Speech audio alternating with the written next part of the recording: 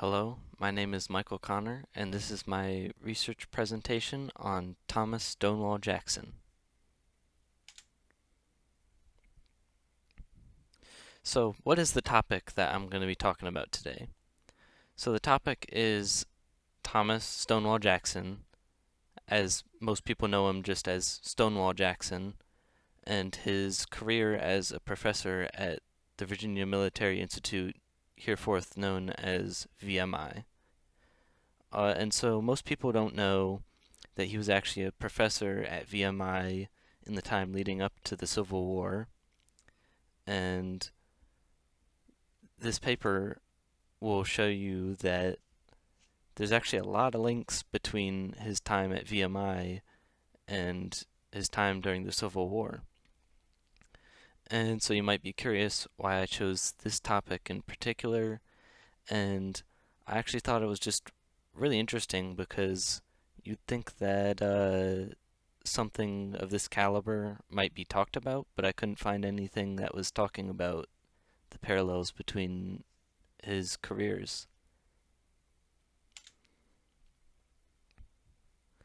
And so my thesis statement for this is Jackson's experience at VMI and his career in the Civil War were very closely linked, parallelly in his relationship with religion, the ceremonies that were conducted at VMI during the Civil War, both of his marriages, and even the cause of his death. And so I'll go more into depth about each of these during this presentation, but they are actually surprisingly very closely related.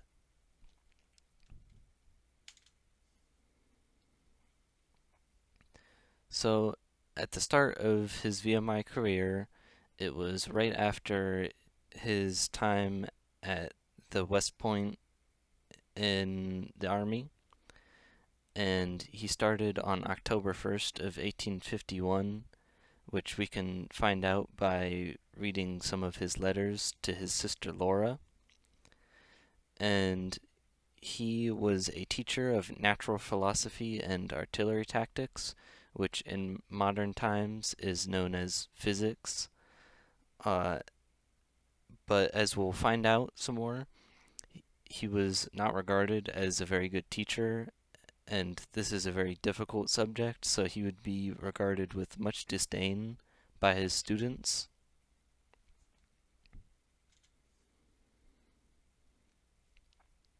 So starting with the link in religion, we can find out from some of his letters to his sister that he was very heavily religious, and he had some very interesting points of view on religion because he didn't look at religion with a purely faith view, but rather he had a sort of theory, you might say, where if you were to believe in God and die, you'd be in a better place than someone who didn't believe in God. But if you believed in God and God didn't exist, you would just be equal with someone who didn't believe in God. So he basically didn't see any reason to not believe in God, just kind of from a strategic standpoint. And so, with his strong faith, uh, using some documents related to his funeral, we can actually find out that the clergy was one of the groups of people in attendance at his funeral.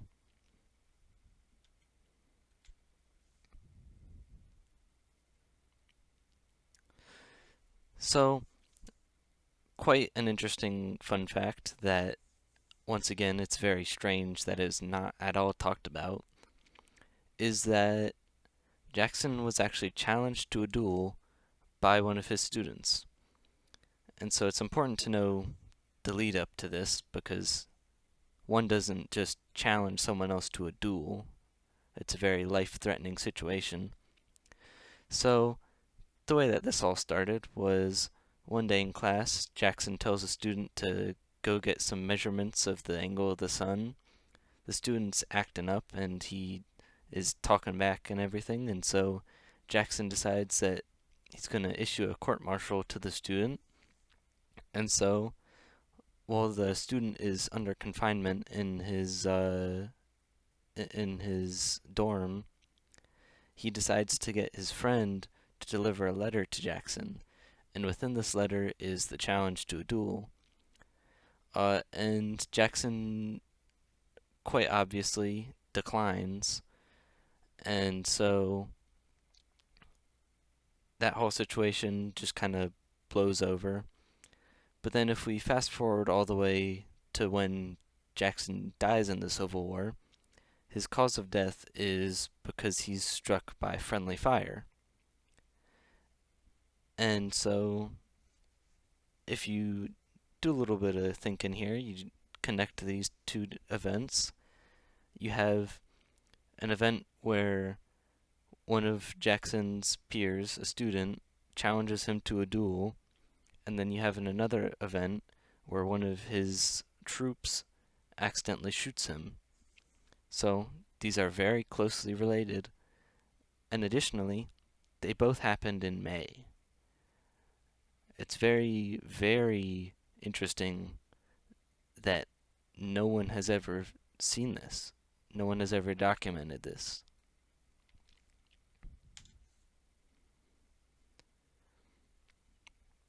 So another key factor of Jackson's career as a professor was that he was very disliked by his students.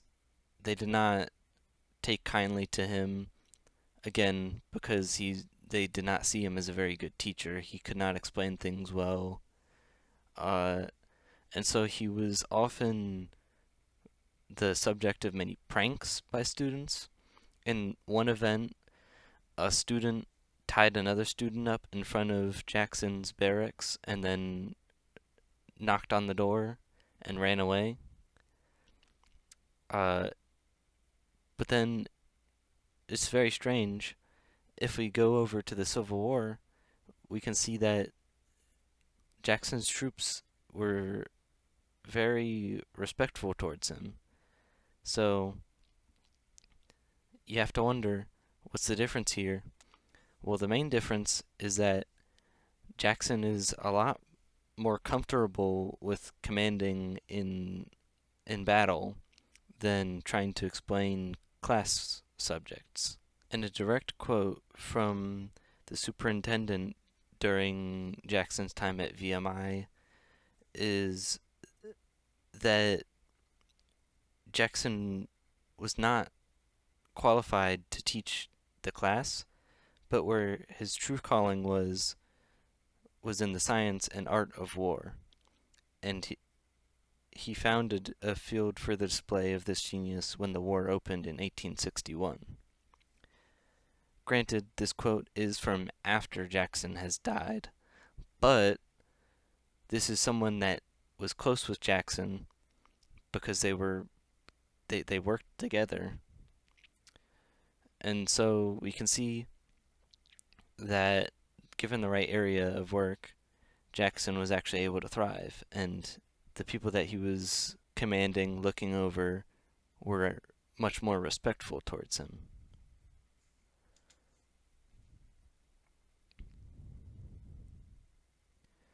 Yet another parallel is found in the ceremonies conducted in both his career at VMI and then at his funeral. So, it's a well known thing that at military funerals, there will be a few military members with rifles that'll fire off volleys during the funeral. But interestingly, in one of Jackson's letters, he describes where he fired off multiple different kinds of guns in commemoration of a new building.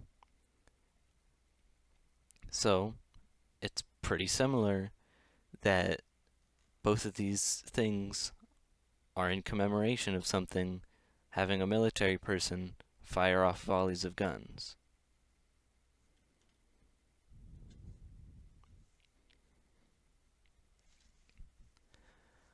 Another quite interesting thing that happened during Jackson's time is some disgruntled students actually got together a petition to try and fire Jackson, but this was just quietly shut down by the superintendent of VMI. And this is very similar to another event that happens during the Civil War, where Jackson's on the board of a court martial and he has some discreet words with the judge of the court martial that we still don't know to this day, and then it just sort of ends without any further explanation. So it's very interesting that any of these sorts of judicial affairs with Jackson just seem to mysteriously vanish into thin air without any proper cause required.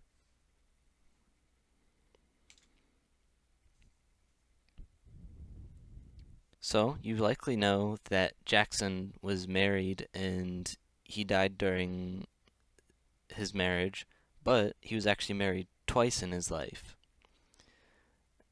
In both marriages, he had very few kids.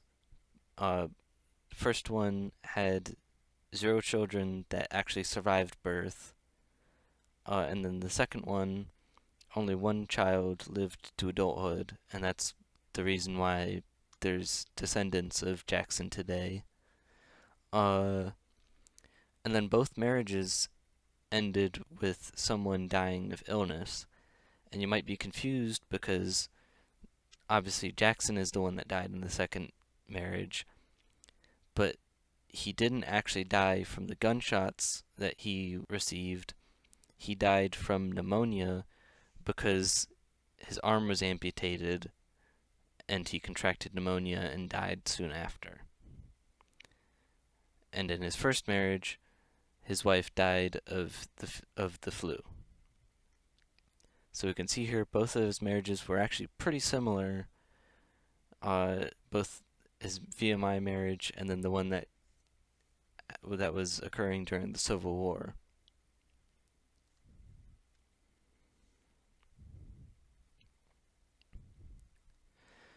So as we've gone over a few times, uh, Jackson was talked about very negatively during his life, and one of these examples can be found in a letter from a student to their uncle, in which he just bashes Jackson the entire time, just calling him incompetent, and just he sure does seem to hate him a lot.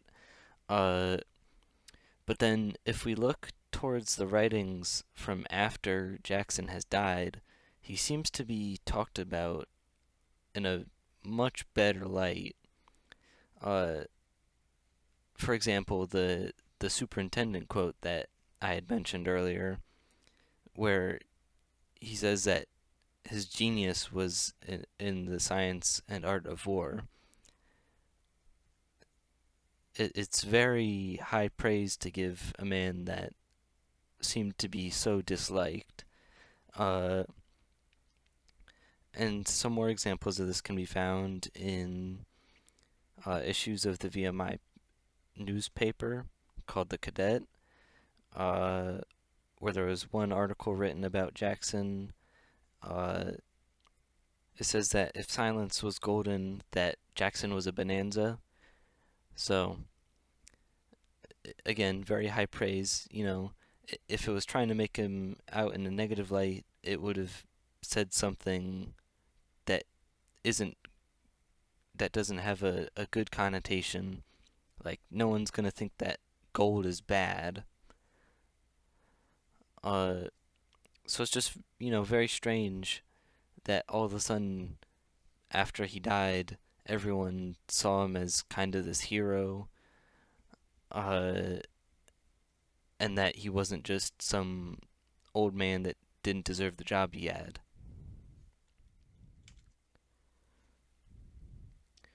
So here's some bonus facts that couldn't quite fit into the parallels, but whole theme of the paper is kind of strange things about Jackson that somehow no one has really documented much about. So first off, he had a horse named Little Sorrel. Originally, it was named Fancy, and it was supposed to be a gift for his first wife. But then he actually kept it, and he ended up riding it in the Civil War. And he was riding it when he was struck by the fatal bullets. And the horse was actually it had an abnormally long life because it ended up living about 36 years, and on average, horses live about 25 to 30 years.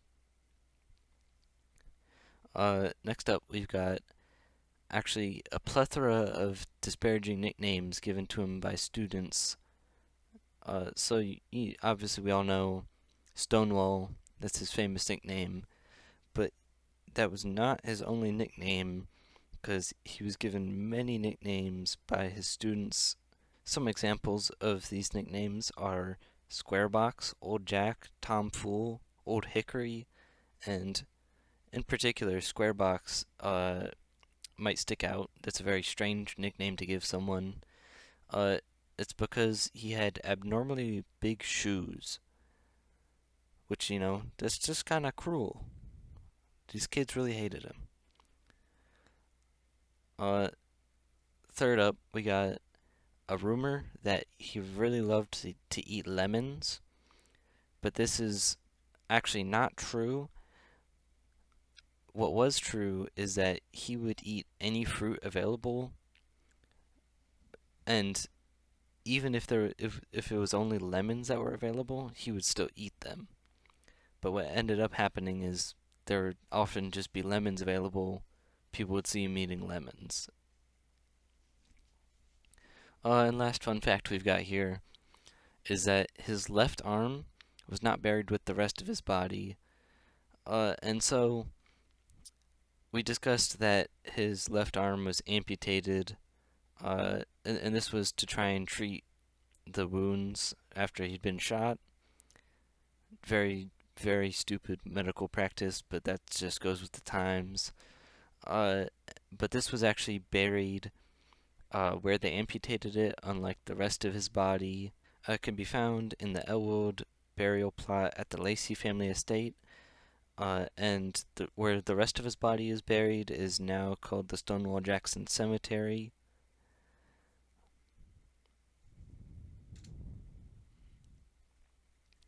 And so, in conclusion, what you should take away from this really is to remember your roots, uh, lest they consume you, because just looking through all these examples of Jackson's life, it ends up with his past linking back to haunt him in some way. And so, I'm going to end off with his final quote from his deathbed. Let us cross over the river and rest under the shade of the trees. Thank you for watching my presentation.